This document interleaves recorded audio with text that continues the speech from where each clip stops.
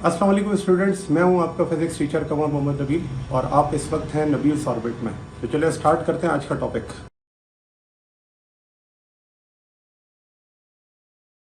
अब यहाँ पर अगर आप देखें तो कैपेसिटर, सबसे पहली बात यह है कि क्या है, एक ऐसी डिवाइस है जो क्या करती है, स्टोर करती है इलेक्ट्रिकल एनर्जी को। ठीक है ना। तो यहाँ पर अगर मैं सबसे पहले इसके लिए लिखूं कि कैपेसिटर क्या है, एक ऐसी डिवाइस जो स्टोर करती है इलेक्ट्रिक चार्जेस को।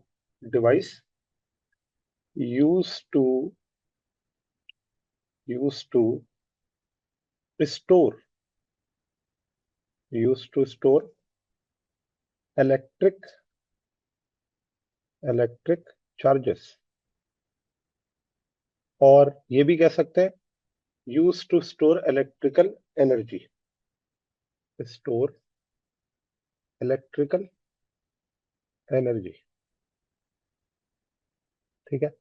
अच्छा, अब यहाँ पे एक पॉइंट और ये है कि कैपेसिटर को पहले कंडेंसर कहा जाता था, यानी कि कैपेसिटर का जो ओल्ड नेम है, और कभी कभार पेपर के अंदर वो आपको कैपेसिटर के बजाय इस नाम से कह देता है कि बताएं इसके बारे में। अब तो बच्चे कंफ्यूज हो जाते हैं कि ये क्या चीज है, ये तो हमने पढ़ी नहीं है। तो इसलिए मैं आपको बता देता हूँ कि the old name of capacitor is condenser.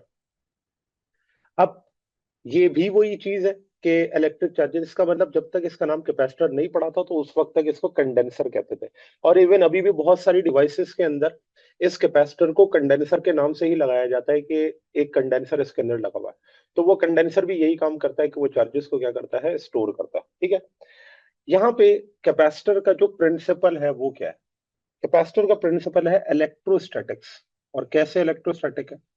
तो देखें, इलेक्ट्रोस्टैटिक का प्रिंसिपल ये था कि like charges repel each other, unlike charges attract each other. तो यहां पर इस इलेक्ट्रोस्टैटिक के प्रिंसिपल पे ही कैपेसिटर क्या करता है, वर्क करता है। जैसे एग्जांपल मैं देता हूँ। एग्जांपल ये है कि लेट से कैपेसिटर की अगर हम कंस्ट्रक्शन की बात करें तो वो इस तरह से है कि ये दो मेटल प्लेट्स हैं। एक प्लेट कनेक्टेड है बैटरी के पॉजिटिव टर्मिनल से और दूसरी बैटरी कनेक्टेड है बैटरी के नेगेटिव टर्मिनल से, और ये स्विच मौजूद है इसके साथ की, पॉजिटिव नेगेटिव। ठीक है। अब यहां पर अगर आप देखें तो इसके अंदर एक प्लेट पॉजिटिव है और दूसरी प्लेट क्या है, नेगेटिव है। तो अब इसमें क्या होता है कि चार्जेस निकलते हैं पॉजिटिव से और मूव करके कहां पर आते हैं, नेगेटिव पर आता है। तो ये जो पॉजिटिव से निकलने वाले चार्जेस है, की के ऑन करने के बाद जब ये मूव कर कर आ रहे हैं किसके पास, नेगेटिव के पास, तो यहां पर क्या है, ये अट्रैक्शन ही तो है कि पॉजिटिव नेगेटिव को क्या करता है, अट्रैक्ट करता है। तो यहां पर ये होता है कि ये जो प्लेट के ऊपर पॉजिटिव चार्ज आया है, ये क्यों आया है? इसलिए क्योंकि इसके अंदर से नेगेटिव चार्ज निकल गए।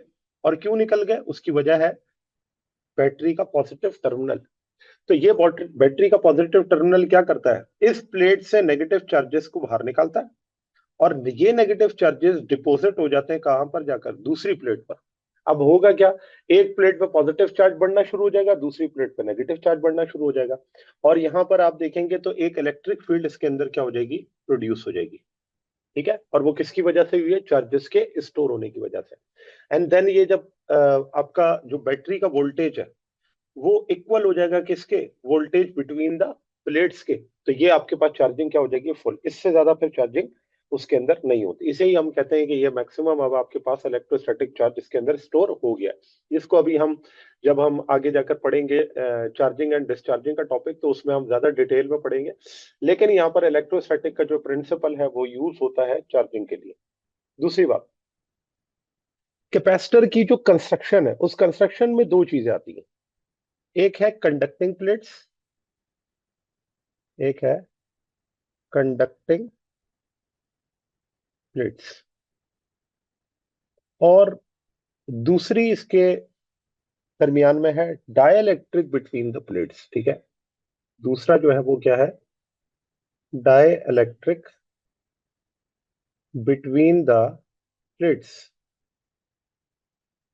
Between the plates. तो ये दो चीजें हैं कैपेसिटर के बनाने में। अब कंडक्टिंग प्लेट्स क्या है, तो अगर मैं यहां पर ड्रॉ करूं तो कंडक्टिंग प्लेट्स इसी तरह से कि मैंने आपसे कहा कि एक प्लेट और दूसरी प्लेट ये दोनों आपस में क्या है, पैरेलल है। तो एक प्लेट पॉजिटिव चार्ज, क्योंकि इसमें से नेगेटिव रिमूव हो गया, और दूसरी प्लेट जिसमें नेगेटिव चार्ज क्या हुआ है, डिपॉजिट हुआ है। और फिर इनके दरमियान में क्या है, एक डाइलेक्ट्रिक मीडियम प्लेस कर दिया। वो डाइलेक्ट्रिक मीडियम क्या है, अब डाइलेक्ट्रिक क्या होता है इस चीज को भी हम आगे डिस्कस करते हैं, लेकिन ये एक ऐसा मटेरियल है जो कि चार्ज को पास होने नहीं देता, ठीक है, लेकिन इलेक्ट्रिक फील्ड को क्या करता है, सपोर्ट करता है। इस चीज को अब हम डिस्कस करेंगे। तो यहाँ पर डाइलेक्ट्रिक बिटवीन द प्लेट्स है, वो ये हमने क्यों लगाया। डाइलेक्ट्रिक लगाने का रीजन जो है वो ये है कि डाइलेक्ट्रिक जो होता है वो एक तो ये करता है कि कैपेसिटेंस को इंक्रीज करता है। It increases the capacitance, it increases the capacitance. और दूसरा ये क्या करता है, ये चार्ज को कंडक्ट होने नहीं देता। चार्ज विल नॉट कंडक्ट, क्योंकि अगर चार्ज कंडक्ट कर गया तो फिर तो डाइलेक्ट्रिक का मकसद ही खत्म हो गया ना। हमने तो चार्ज को स्टोर करना था। अगर चार्ज कंडक्ट करके वापस उसी प्लेट पे चला जाए जिस प्लेट से वो आया था, तो इसका मतलब ये है कि फिर उसका जो मकसद था हमने सेपरेट करने का, वो क्या हो गया, खत्म हो गया। हम तो चाहते थे कि चार्ज स्टोर हो, और स्टोर होने के बाद फिर हम क्या करें, उसको वर्क करवाएं। तो इसका मतलब ये है कि अगला पॉइंट इसमें ये है कि डाइलेक्ट्रिक बिटवीन द प्लेट्स के दो रीजन है। पहला reason, it increases the capacitance, और ये कैसे कैपेसिटेंस इंक्रीज करता है, अभी हम इसकी इक्वेशन के जरिए ये बात पढ़ेंगे। और दूसरा, ये डाइलेक्ट्रिक क्या करता है, ये चार्ज को कंडक्ट होने नहीं देता, इसीलिए इसका नाम रखा गया डाइलेक्ट्रिक, ठीक है। यहाँ पर ये इलेक्ट्रिक का इनवर्स है। नेक्स्ट पॉइंट इसके अंदर ये है कि जो कैपेसिटर होता है उसके सिंबल क्या क्या है। तो अगर आप देखें तो कैपेसिटर को बहुत तरीके से रिप्रेजेंट किया जाता है। उनमें से चंद ये हैं जो कि आपके सिलेबस के अंदर भी इंक्लूडेड है। उनमें सबसे पहला जो है, ये प्लेट्स, दो पैरेलल प्लेट्स इस तरह से आप ड्रॉ करते हैं, तो इस कैपेसिटर को हम फिक्स कैपेसिटर कहते हैं। फिक्स कैपेसिटर का मतलब मैन्युफैक्चर करते वक्त जो आपने इसकी कैपेसिटेंस रखी है बस वही है, इसे हम क्या कहते हैं, फिक्स कैपेसिटर। दूसरा, अगर इसी दो प्लेट्स के दरमियान में एरो लगा दिया जाएगा तो फिर यही जो कैपेसिटर है इसे हम वेरिएबल कैपेसिटर कहेंगे। इसका मतलब ऐसा कैपेसिटर जिसकी कैपेसिटेंस चेंज हो सकती है, ठीक है ना। जैसे आपके घर में फैन को कंट्रोल करने के लिए वेरिएबल रेजिस्टर होता है ना, तो आप क्या करते हैं, फैन को स्लो करना है या फास्ट करना है तो आप उसको, उसके जो डेनमो होता है उसको घुमाते हैं। घुमाने से क्या होता है, स्पीड कम या ज्यादा हो जाती है। उसी तरह से कैपेसिटर की भी ये होती है। तो रेडियो टेलीविजन के अंदर जो पुराने जमाने में आते थे उसके अंदर ये कैपेसिटर लगा हुआ होता था जो वेरिएबल था। उसमें क्या होता था, इसकी कैपेसिटेंस आप ज्यादा या कम कर सकते थे, तो उसका सिंबल ये होगा। इसी तरह से एक और कैपेसिटर होता है जिसको हम पोलराइज्ड कैपेसिटर कहते हैं। अब पोलराइज्ड कैपेसिटर क्या होता है, तो पोलराइज का मतलब यही है कि चार्जेस का इंड्यूस हो जाना, और वो कैपेसिटर पोलराइज कैपेसिटर कहलाता है। और इसी पोलराइज कैपेसिटर को अगर हम वेरिएबल बनाएंगे तो इसके साथ क्या लगा देंगे, एरो लगा देंगे, तो ये कहलाएगा variable polarised capacitor. Variable polarised capacitor. तो ये आपके पास जो है सिंबल हो गया कैपेसिटर का। नेक्स्ट पॉइंट इसमें यह है कि जब कैपेसिटर को आप कनेक्ट करते हैं किसके साथ, डीसी के साथ, और जब आप कैपेसिटर को कनेक्ट करते हैं एसी के साथ, तो दोनों में क्या डिफरेंस आता है उस चीज को जरा हम यहाँ पे डिस्कस करते हैं। देखिए, सबसे पहले जब आप कैपेसिटर को कनेक्ट करते हैं अक्रॉस डीसी, तो डीसी कनेक्ट करने से क्या होता है कि डीसी जो होता है कैपेसिटर को पास होने, यानी कैपेसिटर डीसी को पास होने नहीं देता। तो पहला पॉइंट इसके अंदर यह है कि जो डायरेक्ट करंट है वो कैपेसिटर में से पास नहीं होता। और क्यों नहीं होता, क्योंकि सेम चार्जेस एक दूसरे को क्या करते हैं, रिपेल। आपने बैटरी का पॉजिटिव टर्मिनल कनेक्ट किया हुआ है, वो पॉजिटिव टर्मिनल पॉजिटिव को रिपेल कर रहा है, नेगेटिव नेगेटिव को रिपेल कर रहा है, तो इसका मतलब इसमें से करंट पास नहीं होगा। दूसरी बात, जो इसकी रेजिस्टेंस है, जाहिर सी बात है कि अगर ये करंट को ब्लॉक कर रहा है तो ब्लॉक करने का मतलब रेजिस्टेंस क्या होगी, इनफाइनाइट। तभी तो हम कह रहे हैं ना कि ब्लॉक कर रहा है। ब्लॉक का मतलब अपोजिशन है, और अपोजिशन इतनी ज्यादा है तभी आपने क्या कह दिया, डायरेक्ट करंट क्या हो गया, जीरो। तो अब अगर करंट जीरो हो गया तो इस बात को भी मैं यहाँ पर लिख देता हूँ कि आई की वैल्यू क्या हो जाएगी यहाँ पर, जीरो। क्यों, क्योंकि रेजिस्टेंस अगर इनफाइनाइट है तो आप जानते हैं रेजिस्टेंस का करंट के इनवर्स रिलेशन होता है। तो अगर रेजिस्टेंस इनफाइनाइट है तो करंट क्या हो जाएगा, जीरो हो जाएगा। ठीक है ना, इस चीज को इस तरह से हम लिखते हैं। फिर अब डायरेक्ट करंट की अगर हम बात करें तो हम जानते हैं कि डायरेक्ट करंट की जो फ्रीक्वेंसी होती है वो क्या होती है, जीरो। डायरेक्ट करंट तो एक ही डायरेक्शन के अंदर होता है, तो अगर एक ही डायरेक्शन है, एक से ज्यादा डायरेक्शन नहीं है, तो उसकी फ्रीक्वेंसी क्या है, जीरो। और फ्रीक्वेंसी जीरो होने की वजह से अगर हम इसकी कैपेसिटिव रिएक्टेंस की बात करें, ये कैपेसिटिव रिएक्टेंस क्या होता है, इस चीज को हमने जाकर पढ़ना है ऑल्टरनेटिंग करंट के चैप्टर में, जो कि चैप्टर नंबर 20 है इसके बाद वाला। और उसके अंदर आप ये एक फार्मूला देखेंगे कैपेसिटिव रिएक्टेंस का, जब हम एसी सर्किट पढ़ते हैं तो उसके अंदर आता है। अब क्योंकि इसकी फ्रीक्वेंसी जीरो है, तो सोचे जब कोई भी चीज जीरो से डिवाइड होती है तो आंसर क्या आ जाता है, इन्फिनिटी। इसका मतलब ये हुआ कि कैपेसिटर को जब डीसी के अक्रॉस या डीसी को कैपेसिटर के साथ कनेक्ट किया जाता है, तो जो कैपेसिटिव रिएक्टेंस है वो क्या हो जाती है, इन्फिनिटी हो जाती है। तो इन्फिनिटी होने का मतलब ही यही है कि आपके पास करंट की वैल्यू क्या हो गई, जीरो हो गई। ठीक है, तो रेजिस्टेंस और एक्सी दोनों क्या है, इनफाइनाइट है कैपेसिटर अक्रॉस डीसी में। लेकिन आ जाए कैपेसिटर अक्रॉस एसी में, तो जैसे हमने कहा कि कैपेसिटर जो होता है वो डीसी को ब्लॉक करता है, तो कैपेसिटर एसी को ब्लॉक तो नहीं करता, लेकिन हम ये नहीं कहते कि वो उसे अलाउ करता है, हम ये कहते हैं कि वो उसे अपोज करता है। ठीक है, वो उसे करता है अपोज। ठीक है, तो अपोज करने का मतलब ये हो गया कि रेजिस्टेंस इनफाइनाइट तो नहीं है, तो रेजिस्टेंस है लेकिन क्या है, नॉन जीरो। अब क्या हो सकती है, कुछ भी हो सकती है, लेकिन इनफाइनाइट नहीं है। अगर इनफाइनाइट नहीं है, रेजिस्टेंस नॉन जीरो है, तो इसका मतलब करंट भी यहाँ पर कुछ ना कुछ होगा, क्योंकि रेजिस्टेंस करंट के क्या है, इनवर्सली प्रोपोर्शनल है। ये तीसरी बात हो गई। चौथी बात, एसी की जो फ्रीक्वेंसी होती है वो होती है 50 to 60 हर्ट्ज। इसकी जो फ्रीक्वेंसी होती है वो कितनी होती है, 50 to 60 हर्ट्ज। तो लेट से अगर 50 हर्ट्ज की बात करें जैसे पाकिस्तान में होती है, तो अल्टरनेटिंग करंट की फ्रीक्वेंसी नॉन जीरो, जबकि डायरेक्ट करंट की फ्रीक्वेंसी क्या थी, जीरो थी। तो अब सोचे, अगर यहां पर हम एक्सी की बात करेंगे तो यहां पर आपके पास एक्सी की वैल्यू क्या आएगी, वो नॉन जीरो आएगी, लेकिन इनफाइनाइट नहीं होगी जैसे कि डीसी में थी। ठीक है, ये आंसर क्या होगा, नॉन जीरो। तो आपको ये पॉइंट पता चला कि कैपेसिटर डीसी में किस तरह बिहेव करता है और कैपेसिटर एसी में किस तरह बिहेव करता है, तो ये पॉइंट्स वाइज मैंने इसको डिफाइन कर दिया। नेक्स्ट पॉइंट इसमें, जब आपको ये बात पता चल गई कि कैपेसिटर एक टू टर्मिनल डिवाइस है जो किस लिए यूज होती है, चार्ज को स्टोर करने के लिए, तो नेक्स्ट पॉइंट इसके अंदर आ जाता है कैपेसिटेंस का। अब ये कैपेसिटेंस क्या होती है, तो देखिए कैपेसिटेंस के बारे में हम ये कहते हैं कि ये एक ऐसी एबिलिटी है कैपेसिटर की जो क्या करती है, चार्ज को स्टोर करती है। Ability of a capacitor to store, of a capacitor to store electric charge, electric charge. ठीक है, तो ये आपके पास क्या हो गई, कैपेसिटी, या फिर इसे हम क्या कहते हैं, एबिलिटी कहते हैं। ठीक है, दूसरा पॉइंट, ये आपके पास नेक्स्ट, इसको हम ये भी कह सकते हैं कि number of charges stored in a capacitor is also called capacitance. Number of charges stored in a capacitor, stored in a capacitor is also called capacitance। ठीक हो गया। अब यहां पर अगर आप देखें, तो अब इसकी मैथमेटिकल डायग्राम को जरा हम देखें और मैथमेटिकली भी इसे हम देखेंगे। तो देखें, मैंने अभी आपको बताया कि चार्ज जब स्टोर होता है तो किस तरह होता है। इनिशियली दोनों प्लेट्स क्या होती है, न्यूट्रल। ठीक है ना, इनिशियली दोनों प्लेट्स क्या है, न्यूट्रल। अगर न्यूट्रल है तो इसका मतलब जितने पॉजिटिव है उतने ही क्या है, नेगेटिव है।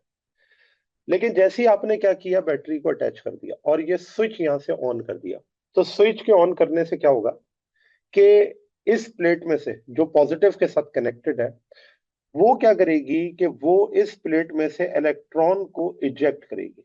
तो इलेक्ट्रॉन क्या करेंगे, मूव करेंगे, और ये इलेक्ट्रॉन मूव करके जाएंगे किस तरफ, दूसरी प्लेट की तरफ, और वहां पर दूसरी प्लेट पे पहुंचकर ये डिपॉजिट हो जाएंगे। और इस तरह से एक प्लेट के ऊपर नेगेटिव चार्ज की वैल्यू क्या करेगी, बढ़ती जाएगी। क्यों, क्योंकि वहां पर इलेक्ट्रॉन्स की क्वांटिटी बढ़ती जा रही है। अब सोचें कि जहां से इलेक्ट्रॉन की क्वांटिटी चेंज हो रही है, तो हमने यही पढ़ा ना, किसी पर पॉजिटिव चार्ज होने का क्या मतलब होता है, उसका मतलब उसके अंदर नेगेटिव की तादाद कम हो गई है। और किसी जगह पर अगर नेगेटिव चार्ज है तो इसका मतलब वहां पर इलेक्ट्रॉन एक्सेस है। अब जब यहाँ पर एक प्लेट पे पॉजिटिव और एक नेगेटिव आ गया, इसका मतलब ये प्लेट्स अब न्यूट्रल नहीं रही, तो आप जानते हैं कि इलेक्ट्रिक फील्ड जो होती है वो फ्लो करती है पॉजिटिव से नेगेटिव की तरफ। तो इसका मतलब ये होगा यहाँ पर अब क्या आ गई, आपके पास इलेक्ट्रिक फील्ड आ गई जिसकी डायरेक्शन है पॉजिटिव टू नेगेटिव। तो ये आपके पास अब क्या हो गई, डायरेक्शन हो गई किसकी, इलेक्ट्रिक फील्ड की, इलेक्ट्रिक फील्ड। ठीक हो गया। तो मैंने आपको ये बताया था कि ये जो चार्ज की कैपेसिटी है स्टोर करने की, यानी कि कैपेसिटर के अंदर जो एबिलिटी है स्टोर करने की, वो एक्चुअली डिपेंड किसके ऊपर करती है, वो डिपेंड करती है पोटेंशियल के ऊपर। जितना ज्यादा पोटेंशियल ये होगा उतना ज्यादा ये चार्ज को क्या करेगा, स्टोर करेगा। तो यानी कि ये बात मैं किस तरह लिख सकता हूँ, इसको मैं इस तरह से लिख सकता हूँ कि यहाँ पर जो Q है वो डायरेक्टली प्रोपोर्शनल है किसके, V के। तो जितना ज्यादा चार्ज, जितना ज्यादा पोटेंशियल उतना ज्यादा चार्ज। आप पोटेंशियल को बढ़ाएंगे चार्ज भी ज्यादा स्टोर होगा, आप पोटेंशियल को कम करेंगे चार्ज भी कम होगा। तो ये दोनों आपस में प्रोपोर्शनल है। और अगर ये आपस में प्रोपोर्शनल है तो फिर हम इसको कैसे लिख सकते हैं, हम इसको लिख सकते हैं कि Q is equals to, proportional का साइन हटता है तो क्या आ जाता है, कांस्टेंट आ जाता है। ठीक है, और ये कांस्टेंट V आपके पास हो गया। अब कांस्टेंट जो है वो यहाँ पर क्या है, उस कांस्टेंट को हम कहते हैं कैपेसिटेंस। ठीक है ना, कांस्टेंट को हम क्या कहते हैं, कैपेसिटेंस कहते हैं। Constant is equals to capacitance. और कैपेसिटेंस के बारे में मैंने बता दिया, ये क्या है, एबिलिटी है किसकी, कैपेसिटर की टू स्टोर चार्ज। अब देखो इसको कैपेसिटेंस, इसको हम कांस्टेंट क्यों कहते हैं, इसको हम कांस्टेंट इसलिए कहते हैं क्योंकि ये सी जो है ना तो क्यू पे डिपेंड करता है और ना ही ये सी वी पर डिपेंड करता है। तो अगर मैं इसके रिलेशन को लिखूं, क्योंकि आप इस कांस्टेंट की जगह अगर सी लिख सकते हैं तो देखिए रिलेशन क्या बन जाएगा, Q is equals to C V. तो क्या मैं सी को इस तरह लिख सकता हूं कि C equal to Q upon V. अब जैसा कि आपको ये फार्मूला नजर आ रहा है, तो क्या इस फार्मूले के अंदर आपको ये लगता है कि भाई सी क्यू पे डिपेंड कर रहा है या सी वी पे डिपेंड कर रहा है, जैसा कि बच्चे कहते हैं कि सर यहाँ पर रिलेशन नजर आ रहा है ना, क्यू बढ़ेगा तो सी भी बढ़ेगा। ऐसा नहीं है। क्यों नहीं है, क्योंकि अगर क्यू की वैल्यू बढ़ेगी तो ये बात तो हमने बताई है ना कि पोटेंशियल भी तो बढ़ता है तभी तो क्यू बढ़ता है। तो सोचे कि अगर ये दोनों चीजें एक साथ बढ़ रही है तो इन दोनों का जो रेशो होगा वो क्या होगा, कांस्टेंट। इसलिए बात ये की कि कैपेसिटेंस को हम कांस्टेंट क्यों कहते हैं, वो इसलिए कांस्टेंट कहते थे क्योंकि Q और V का रेशो हमेशा क्या आएगा, सेम आएगा। क्योंकि हमने ये कहा ना कि V और Q आपस में प्रोपोर्शनल है। तो अगर V बढ़ेगा तो Q बढ़ेगा, V कम होगा तो Q कम होगा। इसका मतलब ये हो गया कि इसका आंसर जो है वो Q और V पे डिपेंड नहीं करता। तो अब यहाँ पे इसका जो C है इसके बारे में मैं लिख सकता हूं, it is a constant ratio, it is a constant ratio between stored charges, between stored charges and electric potential. ठीक है, इलेक्ट्रिक पोटेंशियल। तो ये क्या है, रेशो है इन दो की दरमियान। तो जितना ज्यादा इलेक्ट्रिक पोटेंशियल उतने ज्यादा चार्ज स्टोर। तो ये हमेशा क्या रहेगा, कांस्टेंट रहेगा। तो ये फिर डिपेंड किसके ऊपर करता है, अगर ये कांस्टेंट है तो किन चीजों पर डिपेंड करता है। तो उसकी डिपेंडेंस के लिए हम इसको मैथमेटिकली इस तरह से लिखते हैं कि पैरेलल प्लेट्स के अंदर जो कैपेसिटेंस होती है वो इस तरह लिखी जाती है, ए epsilon naught divided by D के। अच्छा, अब ये जो ए epsilon naught divided by D है इसे हम किस तरह से जो है वो डिफाइन करते हैं या ड्राइव करते हैं। तो देखिए उसके लिए हम ये करते हैं कि दो प्लेट्स के दरमियान में जो इलेक्ट्रिक फील्ड होती है उसको हम कैसे लिखते हैं। तो मैं आपको लिखकर बताता हूँ कि लेट से मैं यहाँ पे कहता हूँ कि दो प्लेट्स के दरमियान इलेक्ट्रिक फील्ड को हमने पढ़ा था minus delta we upon delta R, इसे हम कहते हैं पोटेंशियल ग्रेडियंट। तो इसे मैं इस तरह भी लिख सकता हूँ, E is equals to V upon D. ठीक हो गया, क्योंकि जब हम पोटेंशियल डिफरेंस लेंगे ना तो वो होगा V2 माइनस V1। मैं यहाँ पे सॉल्व कर देता हूँ ताकि ये माइनस की कंफ्यूजन ना रहे। देखिए डेल्टा V को हम क्या लिखते हैं, फाइनल माइनस इनिशियल ना।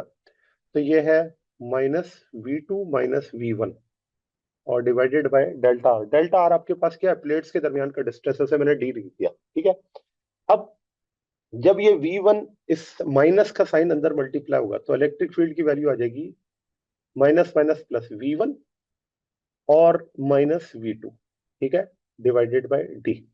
V1 माइनस V2 किसके बराबर है? V के। क्यों? क्योंकि ये डिफरेंस ऑफ पोटेंशियल है ना दो प्लेट्स का, उसे हमने क्या कह दिया, वो V है और वो बैटरी का पोटेंशियल है। सही हो गया ना? तो इलेक्ट्रिक फील्ड का एक फार्मूला ये बन गया जो कि दो पैरेलल प्लेट्स के दरमियान में।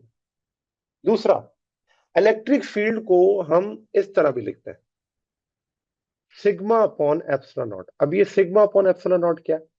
तो देखिए ये जो सिग्मा होता है ना, इसे हम कहते हैं surface charge density. Surface charge density. अब ये सरफेस चार्ज डेंसिटी क्या होती है? देखिए सबसे पहली बात तो ये है कि डेंसिटी को आप याद कर लें कि जब कभी भी कोई फिजिकल क्वांटिटी किससे डिवाइड होगी, लेंथ से, एरिया से या वॉल्यूम से, तो जो क्वांटिटी आएगी उसे हम डेंसिटी कहेंगे। यहां पर कोई भी चार्ज जब एरिया से डिवाइड होता है तो मैं इसे इस तरह लिखता हूं, देखें, sigma is equals to Q upon A. तो आप देखें क्यू क्या है? फिजिकल क्वांटिटी है, डिवाइड किससे हो रही है? एरिया से। इसे हम क्या कहेंगे? ये आपके पास क्या है? डेंसिटी है। और इसे सरफेस डेंसिटी कहेंगे, surface charge density. Let's say अगर मैं कहूं क्यू अपॉन एल, तो ये भी सरफेस चार्ज डेंसिटी है, लेकिन इसे हम कहेंगे लीनियर चार्ज डेंसिटी क्योंकि ये लेंथ से रिलेटेड है। क्या हो अगर मैं चार्ज को वॉल्यूम से डिवाइड कर दूं? इसे भी डेंसिटी कहेंगे, लेकिन ये होगी वॉल्यूमेट्रिक चार्ज डेंसिटी, ठीक है ना? तो क्योंकि हमारा काम अभी सिर्फ और सिर्फ किससे है? प्लेट से है, और प्लेट के ऊपर हमने सिर्फ और सिर्फ सरफेस एरिया को देखना है, क्योंकि चार्जेस हमेशा सरफेस पर स्टोर होते हैं, अंदर नहीं, ठीक है ना? सरफेस पर ही हमेशा क्या होते हैं? स्टोर होता है। तो इसका मतलब ये हुआ, ये जो सिग्मा है, सिग्मा की जगह मैं क्या लिख सकता हूँ? Q upon A. तो अब आपको समझ आया कि ये जो इलेक्ट्रिक फील्ड है, इस इलेक्ट्रिक फील्ड को अगर रिलेट कर ले यहाँ पर, ई वी अपॉन डी के बराबर भी है और E Q upon A epsilon not के बराबर भी है। दोनों को क्या कंपेयर करो। अगर दोनों को कंपेयर करेंगे तो देखें क्या आ जाएगा, एक तरफ आ जाएगा वी अपॉन डी, एक तरफ आ जाएगा Q upon A epsilon not, ठीक है? मैं रीअरेंज करता हूं, ए एप्सिलॉन नॉट और वी को रीअरेंज कर लें तो आंसर क्या आ जाएगा? ए epsilon naught divided by D, और ये आ जाएगा क्यू अपॉन वी। और क्यू अपॉन वी किसके बराबर है? सी के। अभी तो पढ़कर आए कैपेसिटेंस होती है। तो देखिए फार्मूला बन गया। तो जो कैपेसिटेंस है वो किन किन चीजों पर डिपेंड करती है? एरिया पर, एप्सिलॉन नॉट, परमिटिविटी या मीडियम पर, और डिस्टेंस बिटवीन द प्लेट्स के ऊपर। तो अब इसी फार्मूले को अब हम क्या करते हैं? डिस्कस करते हैं, क्योंकि हमने कहा कैपेसिटेंस जो होती है वो चार्ज और पोटेंशियल पे डिपेंड नहीं करती। तो फिर हमने कहा किस चीज पे डिपेंड करती है? तो उसकी डिपेंडेंस आ गई तीन। क्या क्या डिपेंडेंस है? सबसे पहला, सरफेस एरिया। जो कैपेसिटेंस है वो सरफेस एरिया पर डिपेंड करती है। तो ये सरफेस एरिया जितना ज्यादा होगा, कैपेसिटेंस की वैल्यू भी उतनी ज्यादा होगी, जैसा कि आपको फार्मूले में नजर आ रहा है। मैं यहाँ दोबारा लिख देता हूँ, C is equals to A epsilon naught divided by D. तो मुझे बताएं, क्या ये बात मैं लिख सकता हूँ कि C is directly proportional to A, और A की पावर भी 1 है, C की पावर भी 1 है, इसका मतलब इनके दरमियान जो रिलेशन बनेगा वो डायरेक्ट होगा। और इसको मैं अगर ग्राफिकली शो करूं, क्योंकि हमें चीजें ग्राफिकली ज्यादा क्लियर होती हैं, तो हम इस बात को इस तरह कह सकते हैं ना कि यहाँ पर अगर मैं लिख दूं एरिया और यहाँ पे लिख दूं सी, तो क्या इसकी जो लाइन होगी वो स्ट्रेट ही होगी ना? क्योंकि जैसे जैसे एरिया बढ़ेगा वैसे वैसे सी की वैल्यू भी बढ़ेगी। ये स्ट्रेट लाइन हो गई, पावर भी नजर आ रही है आपको। अगली बात, सी का डी के साथ क्या रिलेशन है? तो वो इनवर्स है, C inversely proportional to D. Distance जितना ज्यादा होगा कैपेसिटेंस उतनी कम होगी। ये बात समझनी है हमने, ये बात हमने समझनी है कि डिस्टेंस के कम होने से कैपेसिटेंस कैसे बढ़ गई, ठीक है ना? ये चीज हमने समझनी है। तो इस चीज में अगर मैं इसको ग्राफिकली शो करूं तो क्या, डिस्टेंस बढ़ रहा है, कैपेसिटेंस की वैल्यू कम हो रही है, और ये ग्राफिकली हम किस तरह शो करते हैं? इस तरह से शो करते हैं, ठीक है ना? कि डी बढ़ने से कैपेसिटेंस की वैल्यू कम हो रही है। और तीसरी बात जो कि आपको इस रिलेशन में नजर आ रही है वो है कि कैपेसिटेंस जो होती है वो डाइलेक्ट्रिक मीडियम पे भी डिपेंड करती है। और ये जो डाइलेक्ट्रिक मैंने एप्सिलॉन लिखा है, इस डाइलेक्ट्रिक को मैं इस तरह लिखता हूं कि जो डाइलेक्ट्रिक होता है ये होता है एप्सिलॉन नॉट और एप्सिलॉन आर के बराबर। ये एप्सिलॉन नॉट क्या है? ये तो है परमिटिविटी ऑफ फ्री स्पेस। और एप्सिलॉन आर क्या है? ये है डाइलेक्ट्रिक की परमिटिविटी या रिलेटिव परमिटिविटी भी कहते हैं, यानी कि अदर देन वैक्यूम या अदर देन फ्री स्पेस। तो इसका मतलब ये हो गया कि जितनी वैल्यू बड़ी होगी इस डाइलेक्ट्रिक की, कैपेसिटेंस भी उतनी ही ज्यादा होगी। इसका मतलब डाइलेक्ट्रिक के रखने से कैपेसिटेंस बढ़ जाती। ठीक है। अच्छा, डिस्टेंस वाली बात आगे हम डिस्कस करेंगे कि ये डिस्टेंस के बढ़ने से, क्योंकि ये जब पोलराइजेशन का पार्ट आएगा तो मैं आपको बताऊंगा कि डिस्टेंस के बढ़ाने से कैपेसिटेंस की वैल्यू कैसे बढ़ती है, लेकिन कम होती है। लेकिन यहाँ पर क्योंकि हम रिलेशन अभी डिस्कस कर रहे हैं, तो ये रिलेशन आप मैथमेटिकल फार्मूले से याद कर सकते हैं कि किन किन चीजों पे कैपेसिटर डिपेंड करती है। लेकिन कैपेसिटर चार्ज और पोटेंशियल पे डिपेंड नहीं करती, क्योंकि वो दोनों क्या है, कांस्टेंट रेशो है। ठीक है। अब अगला पॉइंट, अगले पॉइंट में यह है कि चार्ज, जो नेट चार्ज होता है कैपेसिटर पे, वो कितना होता है। तो देखें, जो नेट चार्ज है कैपेसिटर पर, नेट चार्ज का मतलब पूरे कैपेसिटर की बात कर रहे हैं, दोनों प्लेट्स की, पॉजिटिव भी और नेगेटिव भी। तो दोनों प्लेट पर नेट चार्ज तो जीरो होगा ना, क्योंकि कोई चार्ज बाहर से तो नहीं आया, वो तो एक प्लेट से निकल के दूसरी प्लेट में चला गया, लेकिन है तो उसी घर के अंदर ना। तो उस पूरे घर पे मैं कहूं नेट चार्ज की वैल्यू क्या होगी, तो वो तो जीरो होगी। तो और निकालेंगे कैसे, तो वो इस तरह हम निकालेंगे कि नेट चार्ज के लिए हम इस तरह लिखते हैं, प्लस क्यू और प्लस माइनस क्यू। तो देखिए, पॉजिटिव नेगेटिव क्या हो जाएगा, जीरो। ठीक हो गया ना, कि एक प्लेट पे पॉजिटिव चार्ज, दूसरे पे नेगेटिव चार्ज, दोनों को ऐड करेंगे तो आंसर क्या आएगा, जीरो। इसका मतलब ये है कि पूरे कैपेसिटर की बात करें, सिर्फ एक प्लेट की बात ना करें, पूरे कैपेसिटर की बात करेंगे तो वहां पर नेट चार्ज की वैल्यू क्या होगी, जीरो होगी। दूसरी बात, कैपेसिटर की हमने डिपेंडेंस की तो बात कर ली कि कैपेसिटर किन किन चीजों पर डिपेंड करता है, हमने ये बात नहीं की कि कैपेसिटर किन चीजों पर डिपेंड नहीं करता। और ये बात आपकी बुक में भी इस तरह से नहीं लिखी हुई कि इनडिपेंडेंट किसके है। डिपेंडेंस तो पता है, एरिया, डिस्टेंस, मीडियम। ठीक है। लेकिन किन चीजों की वजह से कैपेसिटर से फर्क नहीं पड़ेगा, तो वो सुन लें, वो क्या है। सबसे पहला, जो कैपेसिटर होता है वो इनडिपेंडेंट है थिकनेस ऑफ द प्लेट की। थिकनेस, आप कैपेसिटर की सरफेस एरिया को चेंज करने के बजाय उसकी थिकनेस को क्या करें, बढ़ाना शुरू कर दें। तो क्योंकि चार्ज तो सरफेस पर स्टोर होते हैं, अंदर तो स्टोर नहीं होते ना। तो अगर आप थिकनेस बढ़ाएंगे तो कैपेसिटर की कैपेसिटेंस पे कोई फर्क नहीं पड़ेगा। कैपेसिटेंस पे फर्क पड़ता है सरफेस एरिया बढ़ाने से। दोनों में फर्क क्या है, देखें। मैं कहता हूं कि ये आपके पास है सरफेस एरिया, ठीक है ना, इसे हम कहते हैं सरफेस एरिया, और इस सरफेस एरिया की विड्थ ये है। ठीक है, ये विड्थ है। अब चार्ज स्टोर होता है इस जगह पर या फिर इसके ऊपर। ठीक है, लेकिन अंदर चार्ज स्टोर नहीं होता, सिर्फ सरफेस पर चार्ज स्टोर होगा। तो इसलिए सरफेस एरिया बढ़ेगा। सरफेस एरिया के अंदर क्या होता है, लेंथ एंड विड्थ। ठीक है ना, सरफेस एरिया डायरेक्टली प्रोपोर्शनल होता है लेंथ इनटू विड्थ के।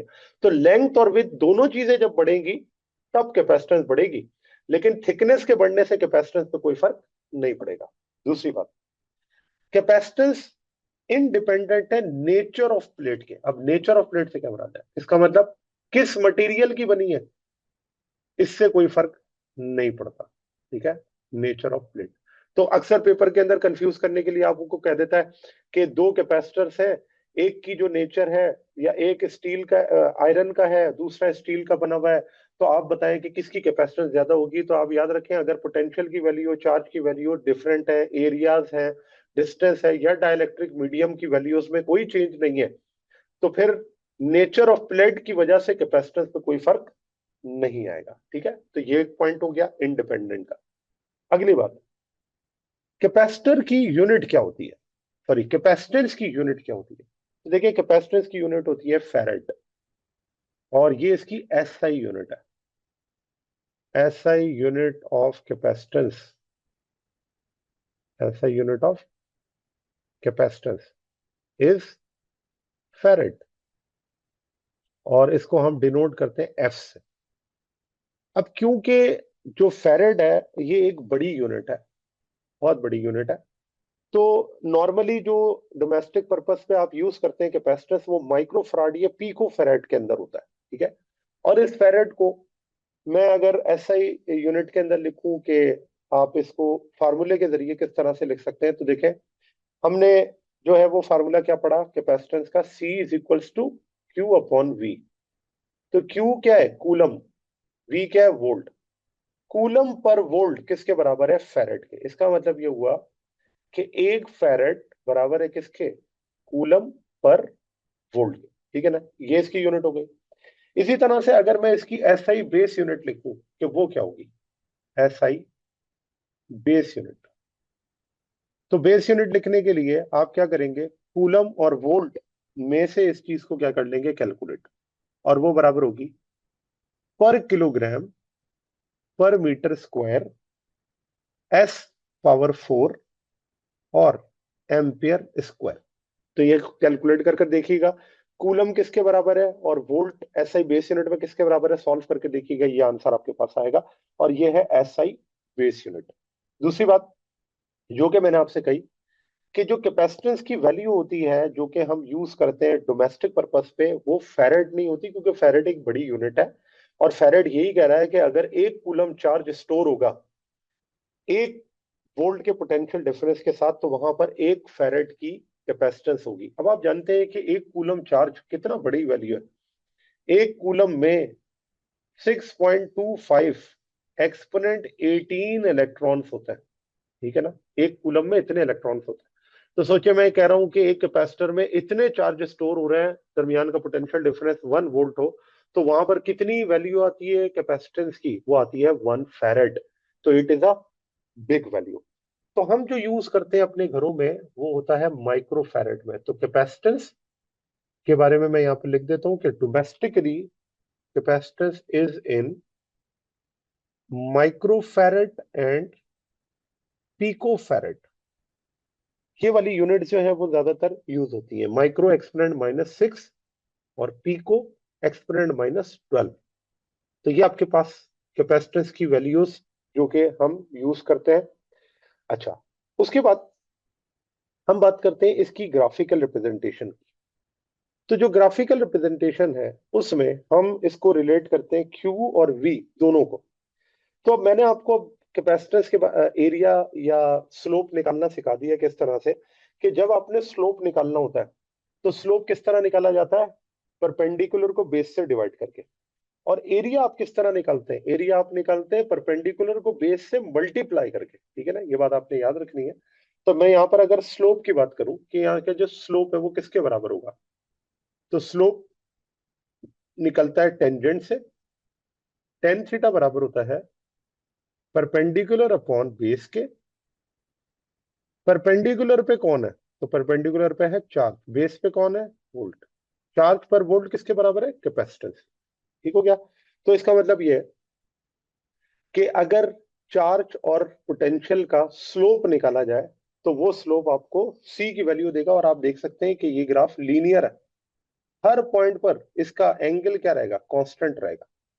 तो सी कांस्टेंट किस तरह से इस ग्राफिकल रिप्रेजेंटेशन से भी क्या हो रहा है पता चल रहा है। अगली बात, कभी कभार आपको पेपर के अंदर वो आपको स्लोप के बारे में मैंने आपको बताया स्लोप कैसे निकालते हैं। अगर मैं यहाँ पर एरिया की बात करूं कि एरिया कैसे निकालते हैं, तो एरिया निकालते हैं परपेंडिकुलर को बेस से मल्टीप्लाई करके। ठीक है। और हमारे पास अगर इस केस में मैं एरिया देखूं कि वो एरिया किसके बराबर है, तो आप जानते हैं ट्राइंगल का जो एरिया होता है वो ट्राइंगल का एरिया क्या होता है? हाफ। ठीक हो गया। अब यहाँ पर परपेंडिकुलर पे कौन है? क्यू है, तो ये हो जाता है हाफ क्यू। और बेस पे कौन है? V. Half Q V actually क्या है? ये है energy store in a capacitor. ये टॉपिक हमने पढ़ना है। लेकिन energy stored in a capacitor, ये आप किसी भी क्यू वी के ग्राफ को अगर आप एरिया कैलकुलेट करें तो एनर्जी स्टोर्ड जो होती है वो एरिया के जरिए क्या हो सकती है? Find out. जबकि स्लोप किसके जरिए फाइंड आउट हो सकता है? क्यू अपॉन वी से। यानी कि परपेंडिकुलर को बेस से आप डिवाइड करते हैं तो क्या आ जाता है? सी आ जाता है। और इस सी को हम क्या कहते हैं? कैपेसिटेंस कहते हैं। ठीक है। तो इसका मतलब ये हो गया कि जब आप ग्राफिकल रिप्रेजेंटेशन पढ़ रहे होते हैं तो ये जो क्यू और वी की ग्राफिकल रिप्रेजेंटेशन है ये दोनों रिजल्ट देती है, स्लोप का भी एरिया का भी। अच्छा, अब फॉर एग्जांपल इसके अंदर मैं कहता हूं कि आपको किस तरह से कैलकुलेशन होगी कि अगर आपको एंगल गिवन हो तो आप विदाउट एनी क्यू और वी आप कैपेसिटेंस फाइंड आउट करो। एक मैं आपको क्वेश्चन सॉल्व करके बता देता हूं, या दो क्वेश्चन हम सॉल्व कर लेते हैं जिससे मैं आपको कैपेसिटेंस की कैलकुलेशन बता देता हूं कैसे करते हैं। लेट्स से मेरे पास दो जो है वो ग्राफिकल रिप्रेजेंटेशन है या दो स्लोप है। एक स्लोप है ए और इस स्लोप का एंगल बी के मुकाबले में कम है। तो मैं कहता हूं कि लेट से ए का एंगल है 30 डिग्री और बी का एंगल है 60 डिग्री। और आप ये देख सकते हैं ये ग्राफ क्या है, क्यू और वी का ग्राफ है। तो मैंने ऊपर आपको एक इंफॉर्मेशन दे दी है ना, क्यू वी का जो ग्राफ होता है उसका स्लोप किसके बराबर होता है, कैपेसिटेंस के। अब आपको कह दिया जाता है ये बताएं सी ए और सी बी का जो कैपेसिटेंस का रेशियो है वो किसके बराबर होगा। ठीक है, क्योंकि हमें पता है कि जो स्लोप है वो कैपेसिटेंस के बारे में इंफॉर्मेशन देती है, तो हम कैसे निकालेंगे, हम ऐसे निकालेंगे सी ए अपॉन सी बी। तो मैंने आपसे कहा कैपेसिटेंस निकालने के लिए टेंजेंट यूज करते हैं, टेन थीटा। तो यहां पर tan theta A and C B क्या है, टेन थीटा बी। तो C A divided by C B, tan theta. तो थीटा ए का एंगल कितना है, 30 डिग्री, और थीटा बी का एंगल कितना है, 60 डिग्री। तो मुझे बताएं टेन थीटा, टेन थर्टी और टेन सिक्सटी की वैल्यू पता होती है। टेन थर्टी बराबर होता है 1/√3 के, और टेन सिक्सटी किसके बराबर होता है, √3 के। अब आप देखें ये √3 और ये √3 आपस में क्या हो रहा है, मल्टीप्लाई। हाँ, √3 से √3 जब मल्टीप्लाई होता है तो पावर क्या आ जाती है, ऐड हो जाती है, और आंसर 1, यानी कि 3 की पावर क्या हो गई, 1, क्योंकि हाफ और हाफ क्या हो गया, 1। तो इसका मतलब आंसर क्या आ गया, आंसर आ गया C A upon C B is equals to 1/3। तो ये आंसर आपके पास आ जाता है 1:3।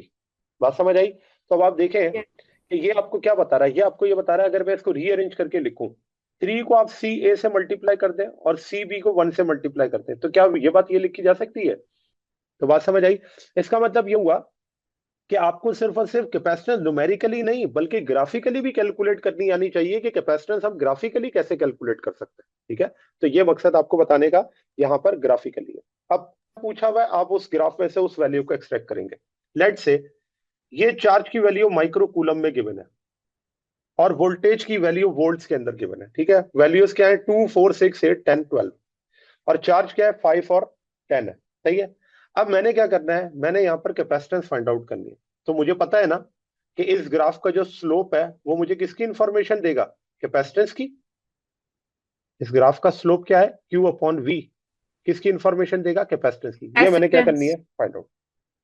अब मुझे बताएं कि मैं कहीं पर भी इस ग्राफ की कैलकुलेशन करूं, क्योंकि एंगल तो हर पॉइंट पर सेम है ना, तो मैं किसी भी पॉइंट पर इस ग्राफ के स्लोप को कैलकुलेट करूंगा तो वो स्लोप डिफरेंट नहीं आएगा, स्लोप हर जगह पे सेम होगा क्योंकि थीटा की वैल्यू सेम है। ठीक है, तो अब मैं किस तरह से फाइंड आउट करूंगा, तो मैं किसी भी पॉइंट पर ले लेता हूं। लेट से मैं यहां पर कहता हूं कि जो आपके पास चार्ज की वैल्यू है वो 5 है, और जो उस टाइम पे v की वैल्यू है वो है 4। ठीक है, इस तरह से ये मैंने ग्राफ बना लिया। इसी तरह अगर मैं इसको शो करूं किस पर, 10 और 8 पर, ठीक है ना, तो मैं इस तरह से शो कर देता हूं कि ये आपके पास जो है वो 8 और ये आपके पास क्या है, 10। लेट से, क्योंकि अभी मैं एग्जैक्ट यहाँ पर नहीं बना सकता हूँ लेकिन चले, लेट से चार्ज की वैल्यू क्या है 5 और वोल्टेज की वैल्यू क्या है 4। फार्मूला आपको नजर आ रहा है, और इस यस। फार्मूले में जब मैं Q की जगह क्या पुट करूंगा, 5 माइक्रो कूलम डिवाइडेड बाय 4, तो 5/4 डिवाइड करेंगे, आंसर आ जाएगा 1.25 माइक्रो फैरेड। तो मुझे बताएं कैपेसिटेंस की वैल्यू पता चल गई कि यस। इस ग्राफ में जो कैपेसिटेंस है वो 1.2 माइक्रोफैराड के बराबर है। और क्योंकि ये ग्राफ का जो स्लोप है वो कांस्टेंट है, तो स्लोप क्योंकि कैपेसिटेंस है तो इसका मतलब ये आंसर हर पॉइंट पर क्या होगा, सेम होगा। तो मुझे ये इसको और किसी पॉइंट पे कैलकुलेट करने की जरूरत नहीं है। ठीक है, तो अगर आप चाहें तो फिर भी आप कैलकुलेट कर कर दे सकते हैं। जैसे अगला पॉइंट क्या है, अगला पॉइंट है 10, और 10 पे वोल्टेज कितना है, 8। तो जरा डिवाइड कर कर देखें, क्या 10 डिवाइडेड बाय 8 5 डिवाइडेड बाय 4 नहीं आता, 2 इंटू 5, 2 इंटू 4 आ गया 5/4। तो 5/4 यस। कितना है, 1.25। तो मुझे बताएं किसी भी पॉइंट पर आप कैलकुलेट करेंगे, क्योंकि स्लोप आपका कांस्टेंट है तो आंसर भी तो सेम आएगा ना, उसमें तो आंसर चेंज नहीं होगा। यही चीज हम यस। यहाँ पे आपको सिखाना चाहते हैं कि किस तरह से आप स्लोप फाइंड आउट कर सकते हैं। अगर आपको न्यूमेरिकल वैल्यू नहीं पता हो, ग्राफिकली पता हो, तो भी आप इसको कैलकुलेट कर लेते हैं। ठीक है, यस सर। अच्छा। अब यहाँ पे एक नोट है, और वो है कि इलेक्ट्रिक फील्ड इंटेंसिटी जो between the charge plates of capacitor होती है वो किसके बराबर होती है। तो देखिए ये चीज हमने ड्राइव कर ली थी, और इसको अगर हम लिखें तो इस तरह से लिखते हैं कि इलेक्ट्रिक फील्ड जो होती है वो बराबर होती है सिग्मा अपॉन एप्सिलॉन नॉट के। मैंने आपको बताया था सिग्मा क्या है, तो मैंने आपसे कहा था सिग्मा होती है सरफेस चार्ज डेंसिटी। इसको हम कैसे निकालते हैं, Q upon A, surface charge density, surface charge density. कोई भी फिजिकल क्वांटिटी जब एरिया से डिवाइड होती है तो उस क्वांटिटी को हम क्या कहते हैं, डेंसिटी कहते हैं। अगर ये चार्ज की वजह से हो रही है तो इसे सरफेस चार्ज डेंसिटी कहेंगे क्योंकि एरिया से डिवाइड हो रही है। अगर वॉल्यूम से होती तो वॉल्यूमेट्रिक चार्ज डेंसिटी कहते हैं। अगर लेंथ से होती तो लीनियर चार्ज डेंसिटी कहते हैं। तो आप मुझे बताएं, अगर सिग्मा की जगह क्यू अपॉन ए पुट कर दूं तो यहां पर इक्वेशन क्या बन जाएगी, Q upon A epsilon not. ठीक है जी स्टूडेंट्स, तो ये था आज का हमारा टॉपिक। उम्मीद है आपको टॉपिक समझ आया होगा। अगर आप नबील्स ऑर्बिट में रहना चाहते हैं तो सब्सक्राइब करें और नई आने वाली वीडियोस के लिए बेल आइकन प्रेस करें। Thank you very much. अल्लाह हाफिज़।